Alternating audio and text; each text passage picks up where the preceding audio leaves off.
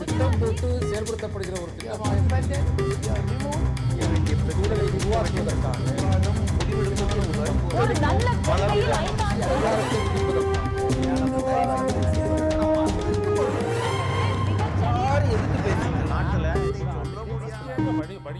நேர்பட பேசு தொடர்கிறது.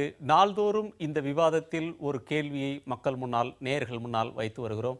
அந்த வகையில் இன்றைய தலைப்போடு நாம் முன்வைத்திருந்த கேள்வி, இந்தியா ஒரு ஊழல் நாடாக தொடர்வதற்கு யார் காரணம் என்று கேட்டிருந்தோம்.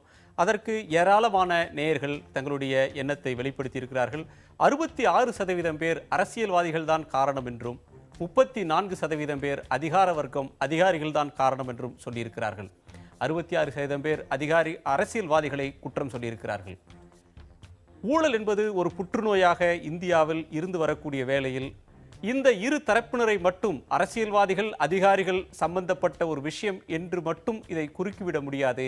அதற்கு அப்பாலும் கூட பல்வேறு பரிமாணங்களை கொண்ட ஒரு பிரச்சனையாக இந்த ஊழலுக்கு பங்குதாரிகளாக அரசியல்வாதிகள், அதிகாரிகளை கடந்து பலர் இதில் சங்கிலி தொடராக இருப்பதை இந்த விவாதத்திலே நாம் கண்டோம். நாம் தொடர்ந்து பேசலாம். திரு கருணாநிதி, 4 மூவர் போலீஸ் ஒரு லஞ்ச அமைப்பு என்ற ஒரு புகாரை சொல்கிறார்கள். அதற்கு உங்களுடைய பதில் என்ன?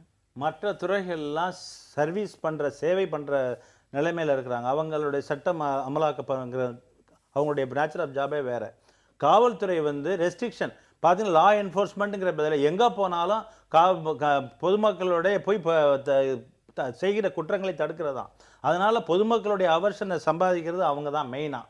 அப்படி பண்ணும்போது நிச்சயமாக இந்த குற்றம் செய்பவர்கள் அதிகமாக இருக்கும்போது தன்னுடைய அப்போதைய குற்றத்திலிருந்து தப்பிப்பதற்காக எதையோ ஒன்றை கொடுத்து விட்டு அவர்களிடம் தப்பிக்க வந்துட்டு அதை ஒரு முழுக்களும் சொல்லி பிரபகண்டா பண்ணி இப்போ என்ன ஆகுதுன்னு கேட்டிங்கன்னா, காவல்துறைனா இப்படி தான் அப்படிங்கிற மாதிரி ஆகிப்போச்சு நிலைமை. இப்படியே சொல்லி ஊடகங்களும் பத்திரிகைகளையும் சினிமாக்கள்லையும் காவல்துறைன்னா இந்தந்த வகையில் அப்படி காசு வாங்கலாம் அப்படிங்கிற மாதிரி காட்டி இப்போ புதுசாக வர்றவங்க, இப்போ காவல்துறை நுழையிறவங்களே ஓஹோ இந்த மாதிரி இருக்குன்னு சொல்லி காம்படிஷன் வச்சு. முந்தியெல்லாம் காவல்துறைக்கு அவ்வளோ பேர் வரமாட்டாங்க. நல்லா சேவை செய்கிற அடிப்படையில் உள்ளவங்க தான் வருவாங்க.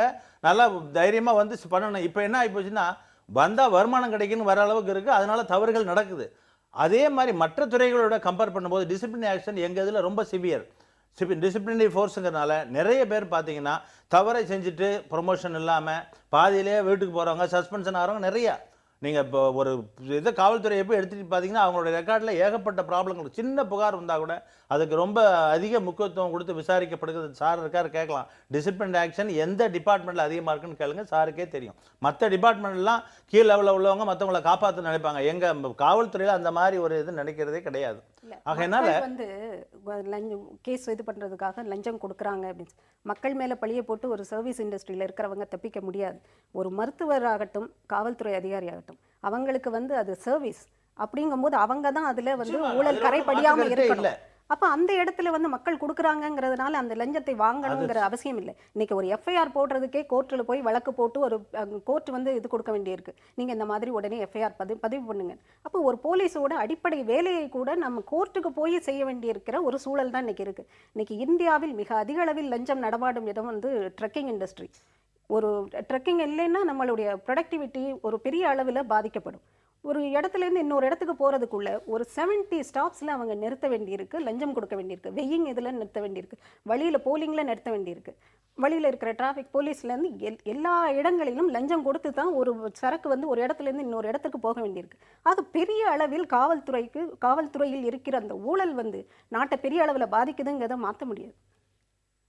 இது வரைக்கும் நடந்த சர்ச்சையில் யார் அரசியல்வாதிகளா இல்லை அதிகாரிகளா, அப்புறம் எந்த துறையில் ஊழல் அதிகம், இதை பற்றிலாம் பேசிகிட்டு இருக்கோம். கடைசியில் நம்ம வள்ளுவரை நினச்சிக்கணும். இதனால் இவன் முடிக்கும் என்று ஆய்ந்து அதனை அவன்கள் விடல். அவர் சொன்னார், சரியான ஆளை பொறுத்து நீங்கள் வேலை கொடுத்தீங்கன்னா எந்த காரியம் நடக்கும்னு சொல்லிட்டு. இன்றைக்கி காரணமே சரியான மக்கள் எந்த மேல்மட்டமோ கீழ்மட்டமோ இருப்பதில்லை. இன்றைக்கு சுப்ரீம் கோர்ட்டில் கூட அஃபிடவிட் பண்ணியிருக்காங்க. இது ஒரு லாஸ்ட் 16 சீஃப் ஜஸ்டிஸில் 8 பேர் கரப்ட்னு சொல்லிட்டு. அந்த அளவிலேயே அந்த மாதிரி அஃபிடவிட் கொடுக்குற அளவுக்கு போயிடுச்சுனாக்க இந்தியாவில் எந்த தொழிலில் எந்த இடத்துலையும் அந்த வள்ளுவர் சொன்ன அந்த கருத்து மாதிரி அந்த சரியான மக்கள் இல்லை. சரியான மக்களை எப்படி தேர்ந்தெடுக்க வேண்டும்? தேர்ந்தெடுப்பது வெளிப்படைத்தன்மை உள்ள தேர்தல் செலெக்ஷன் ப்ரொசீஜராக இருக்கணும்.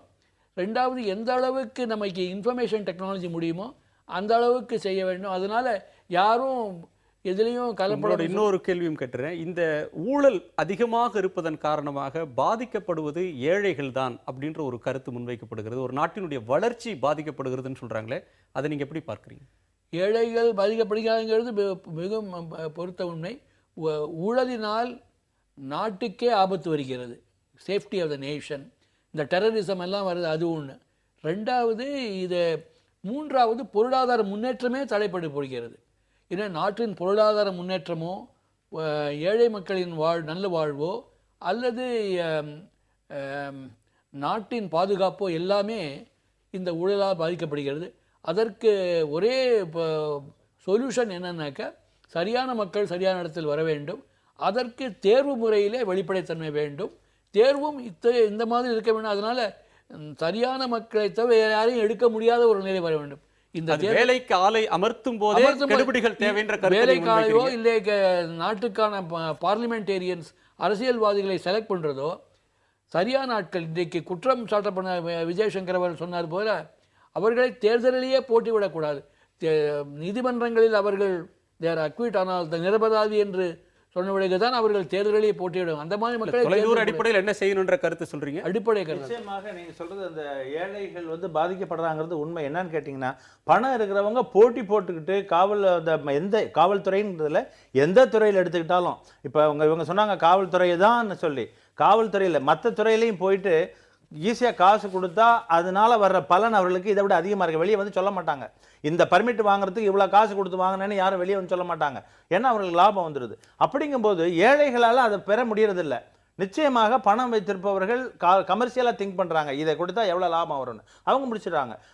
மெரிட்டுக்கு இங்கே இடம் கொடுக்கறது இல்லை. இப்போ நீங்கள் இவங்க சொன்னாங்க இல்லையா, கல்லூரிலையும் சரி, வேறு பிரச்சனை, அது ஒரு வேறு விவாதம். அதே மாதிரி தான் எல்லா வேலை வாங்குவதில் கூட பணம் கொடுத்தால் வேலை கிடைக்குது, பணம் கொடுக்கல வேலை கிடைக்க மாட்டேங்குதுங்கிற மாதிரி நிலைமை வரும்போது ஏழைகள் நிச்சயமாக பாதிக்கப்படுறார்கள். அது ஒன்றும் சந்தேகமே இல்லை. திரு விஜயசங்கர், இந்தியா ஒரு வல்லரசு அப்படின்ற பார்வை இன்றைய இளைஞர்களுக்கு இருக்கிறது. இது ஒரு பாரதம் புண்ணிய பூமி என்று சொல்லக்கூடிய பார்வை இன்னொரு சாராருக்கு இருக்கிறது. ஆனால் இங்குதான் ஊழலும் மிக அதிகமாக இருக்கிறது. ஒரு ஆப்பிரிக்கா போன்ற நாடுகளிலே இயற்கை வளம் இருந்தாலும் கூட அங்கு ஒரு மிக மோசமான நிர்வாகத்தின் காரணமாக ஊழல் பட்டியலிலே அந்த நாடுகள் முன்னணியில் இருக்கின்றன. மிக மோசமான ஊழல் நாடுகளாக அவை இருக்கின்றன. ஆனால் இந்தியா என்பது அந்த பட்டியலோடு வைக்கப்பட வேண்டிய ஒன்றா, அல்லது ஐரோப்பிய நாடுகளை போன்ற வளர்ந்த நாடுகள் ஊழல் குறைந்த வெளிப்படைத்தன்மையான நிர்வாகம் இருக்கக்கூடிய நாடுகளின் பட்டியலில் வைத்து பார்க்கப்பட வேண்டிய ஒரு தேசமா? இது வைத்துக்கொண்டு நாம் எப்படி அணுகுவது? இல்லை, இது இரண்டுக்கும் நடுப்பட்ட நிலைதான். இங்கும் இயற்கை ஆதாரங்கள் நிறைய இருக்கின்றன. இயற்கை ஆதாரங்களை பயன்படுத்தி பொருளாதார உற்பத்தி நடக்க வேண்டும். பொருளாதார உற்பத்தி நடப்பது எந்த முறையில் நடக்க வேண்டும் என்பதுதான் பிரச்சனை, அடிப்படை பிரச்சனை. யாருக்கு சாதகமாக அதிகமாக வேலைவாய்ப்பு தரும் பொருளாதார உற்பத்தி நடக்கணும். இந்த உற்பத்தி சமமாக பிரிந்து கொடுக்கப்பட வேண்டும். இந்த பிரச்சனை இருக்கும்போது இதில் என்னென்னா, யாருக்கு இதில் மறுபடியும் அதே பிரச்சனை தான் வருது. இது யாருக்கு சாதகமான பொருளாதார வளர்ச்சி என்ற பிரச்சனை வரும். இது மக்களுக்கு சாதகமான பொருளாதார வளர்ச்சி இருந்தால் இங்கே பொதுத்துறை மேலும் வளர்க்கப்பட்டிருக்கும். தனியார் துறை இந்த அளவுக்கு வளர்ந்துருக்காது. தனியார் துறை வளரும் போது நான் முழுவதும் சொல்லும்போது ஊழல் அதிகமாக வருது. இன்னும் இயற்கை ஆதாரங்களை யார் அவர்கள் பயன்படுத்துவதற்கு ஊழல் செய்தால் பொதுவாக இது போன்ற அமர்வுகளில் நாம் பேசும்போது ஒரு ஊழல் என்றால் ஒரு அதிகாரிகள் அல்லது அரசியல்வாதிகள் இவர்களோடு இது சுருங்கி விடுகிறது. இவர்களை கடந்து பார்க்க வேண்டும். உங்களோட ஒப்பீனியன் போல்ல கூட இது என்ன பிரச்சாரமும் இந்த பொதுவான பொது புத்தி, ஸோ இந்த காமன் சென்ஸ்ல இப்படி வந்துருச்சுது. அரசியல்வாதிகள் நிச்சயமாக முடிவெடுக்கும் இடத்தில் இருப்பவர்கள், அதிகாரிகள் அதுக்கு அட்வைஸ் சொல்ற இடத்துல இருக்காங்க. இவர்கள் சேர்ந்து யாருக்கு சாதகமான முடிவு எடுக்கிறார்கள் என்பதுதான் பிரச்சனை. யாருக்கு சாதகமான முடிவு எதற்காக எடுக்கிறார்கள்? இதில் இயற்கை ஆதாரங்களை யாருக்கு ஒதுக்க வேண்டும், ஸ்பெக்ட்ரம் என்பதை யாருக்கு ஒதுக்க வேண்டும், இந்த நிலக்கரி சுரங்கத்தை யாருக்கு ஒதுக்க வேண்டும், இந்த அலுமினியம் சுரங்கத்தை யாருக்கு ஒதுக்க வேண்டும் என்ற கொள்கை முடிவுகள் எடுக்கும்போது அதில் என்னென்னா, இப்போ நீங்கள் ஆப்பிரிக்கன் கண்ட்ரி சொல்கிறீங்க, அங்கேயும் இது பிரச்சனை. இங்கே ஒரு கவர்மெண்ட் இருக்கிறதுனால இந்த சிஸ்டத்தை யூஸ் பண்ணி கரப்ஷன் வருது. அங்கே இப்போ கவர்மெண்ட் கம்மியாக இருக்கிறதுனால வார்லார்ட்ஸ் அவங்க சுரங்கங்களை பல பேர் வச்சுருப்பாங்க. இது வார்லார்ட் சொல்கிற போர் தனித்தனி குழுக்களாக இனக்குழுக்களாக பிரிந்து போராடிக்கணும். அவர்களிடம் இன்னும் அவர்களை தன் பக்கம் விடுவதற்காக டைமண்ட் கம்பெனிஸ் ஒரு ரெட் டைமண்ட்ன்ற ஒரு படமே வந்திருக்கிறது, சினிமாவே வந்திருக்கிறது. இந்த டைமண்ட் கம்பெனிஸ் என்ன பண்ணுறாங்கன்னா, இன்வெஸ்ட்மெண்ட் இதுக்கெல்லாம் வந்து இந்த மக்கள் இனக்குழுக்களின் தலைவர்களாக இருப்பவர்களை தங்கள் பக்கம் இழுப்பதற்காக அவர்களுக்கு எல்லா விதமும் செய்து கொடுக்கிறார்கள். இங்கே வந்து இன்னும் ரொம்ப சொஃபிஸ்டிகேட்டடாக இங்கே இருக்கும் அரசியல்வாதிகளுக்கும் அவர்கள் செய்து கொடுக்கிறார்கள். இப்படி தான் இந்த வித்தியாசம். சூப்பர் பவருங்கிறது வந்து தேவையில்லாத ஒரு கனவு இந்தியாவுக்கு. சூப்பர் பவர் என்பது உலகத்திலே அதிகமாக வெறுக்கப்பட்டவை சூப்பர் பவர் தான். அது நமக்கு தேவையில்லாத கனவு. புனிதமும் வேண்டாம், சூப்பர் பவர் வேண்டாம், ஒரு நல்ல அரசாங்கம் வேண்டும், எல்லா மக்களுக்கும் எல்லா வளங்களும் கிடைக்கக்கூடிய வகையில் செயல்படும். ஊழல் ஒழிந்தால்தான் அது சாத்தியம். ஊழல் ஒழிவதற்கு அதுக்கு வந்து என்னென்னா, ஊழல் ஒழிவது வந்து அது ஒரு கட்டம் தான். ஆனால் ஊழல் வந்து பின்னி பிணைந்திருக்கு இந்த அமைப்பில். ஒரே ஒரு 2 விஷயங்கள் சொல்கிறேன். நீங்கள் வீடு கட்ட தொடங்கும் போது உங்கள் வீட்டு முன் கல்லும் மண்ணும் இறங்கும் போதே கவுன்சிலர் வந்து இறங்கி விடுகிறார். அது வந்து இன்னொன்று வந்து ஒரு கான்ட்ராக்ட் கொடுக்கும்போது அது வந்து எல்லாருக்கும் பகிர்ந்தளிக்கப்படுகிறது. அதே மாதிரி இப்போ வந்து ரியல் எஸ்டேட்டில் வந்து இன்றைக்கி வந்து பெரிய பிரச்சனையாக சொல்லப்படுகிறது என்னென்னா, ஸ்கொயர் ஃபீட்டுக்கு நீங்கள் வந்து எவ்வளோ கொடுத்து நீங்கள் வீடு வாங்க போகிறீங்க நீங்கள் கவலைப்பட்டு இருக்கும்போது, ஸ்கொயர் ஃபீட்டுக்கு அரசியல் தலைவர்களுக்கு, அரசியல் கட்சிகளுக்கு வந்து இத்தனை கொடுக்க வேண்டும் என்ற பேரம் நடந்து கொண்டிருக்கு. இது ரொம்ப உள்ளுக்குள்ளே வந்து ஊறிப்போன ஒரு விஷயம். அதனால் வந்து நீங்கள் வந்து சூப்பர் பவர்லாம் ஆகிறது வந்து அடுத்த கட்ட கனவு. இது வந்து சொல்யூஷன் என்ன அப்படின்னு நம்ம பார்த்தோம்னா, மக்கள் தான் இதுக்கான சொல்யூஷன் மக்கள்கிட்ட இருந்து தான் வரணும். அப்போ எப்படி வரணும் அப்படின்னா, இதுவரை நம்ம இத்தனை ஆயிரம் கோடிகள், இத்தனை லட்சம் கோடிகள் ஊழல் நடந்திருக்குன்னு எக்ஸ்போஸ் பண்ணுறதோட விட்டுறோம். அந்த ஊழல் நடந்ததுனால ஏழை மக்கள் எவ்வளவு தூரம் பாதிக்கப்பட்டிருக்கிறார்கள்னு ஒரு கிளியர் பிக்சர் எந்த ஊடகங்களும் சரியானபடி கொடுப்பதில்லை. அதை நம்ம ஃபோக்கஸ் பண்ணி அதை எக்ஸ்போஸ் பண்ணும்போது மக்கள் ஆட்டோமேட்டிக்காக புரிஞ்சுப்பாங்க. இன்னைய வரை ஊழல் வந்து ஒரு பரபரப்பான விவாதத்துக்குரிய பொருளாக இருக்கே தவிர எவ்வளவு தூரம் மக்களை அது நேரடியாக பாதிக்கிறதுங்கிற அவேர்னஸை நம்ம கிரியேட் பண்ணவே இல்லை. போலீஸ்காரர்களும் இந்த சின்ன சின்ன அபிஷியல் தான் கண்ணுக்கு தெரிந்திருக்கிறார்கள். கண்ணுக்கு தெரியாத இடத்தில் தான் மிகப்பெரிய ஊழல்கள் நடக்கிறது. நிகழ்ச்சி நிறைவு பகுதியில் இருக்கிறோம். ஒரு கலாச்சார மாற்றம் தேவை மக்களிடத்திலே. அப்படியான ஒரு கலாச்சார மாற்றம் வந்தால்தான் ஊழல் ஒழியும் என்ற கருத்தை முன்பே வலியுறுத்தினீர்கள். திரு வெங்கட்ராமன், உங்களுடைய நிறைவு கருத்தை சொல்லுங்க. இதுக்கு ஒரே வழிதான், ஊழல் பெருச்சாளர்களை ஆட்சியிலிருந்து வெளியில தள்ளணும்.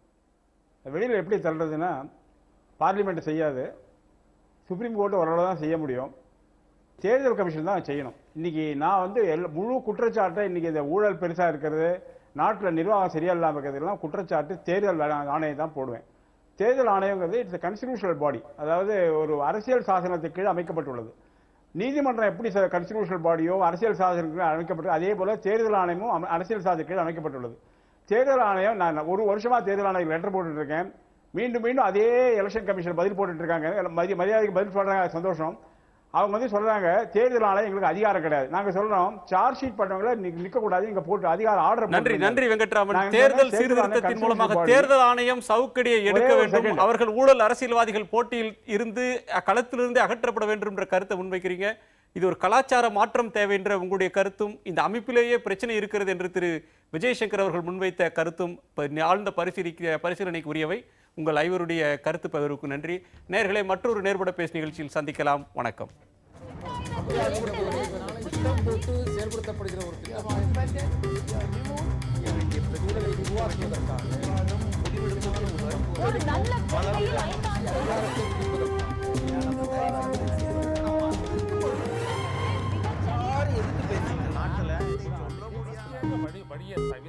நாட்டில்